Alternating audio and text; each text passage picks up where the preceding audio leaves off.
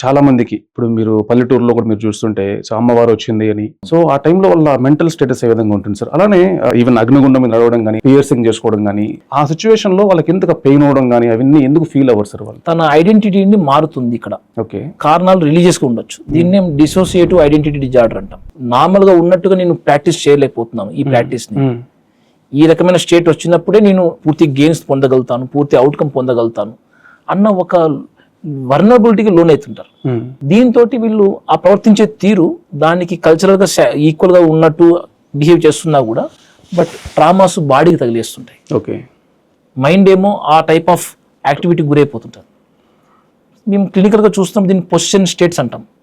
మనకు ఎస్పెషల్లీగా మీరు కాంతార మూవీ చూసుంటారు. అంటే వాళ్ళలో ఎంతగా అంటే లింబిక్ యొక్క ఏరియాస్ హైయెస్ట్ ఎమోషన్ జనరేట్ చేసినప్పుడు ఇవి నార్మల్గా ఉండే ఇంటెగ్రిటీని తట్టుకోలేవు. అంత ఎమోషన్ డిస్టర్బ్ చేసేస్తాయి ఓకే మైండ్ ఫంక్షన్. ఇంకొక ఆల్టర్నేటివ్ ఐడెంటిటీ తీసుకొని దాని సొల్యూషన్ లాగా ప్రవర్తిస్తుంటాయి. సో అప్పుడు లాంగ్వేజ్ ఏరియాస్ మారిపోతుంటాయి. మన సదర్న్ ఇండియాలో ఎక్కువగా ఇలాంటి పొజిషన్ స్టేట్స్ ఎక్కువ.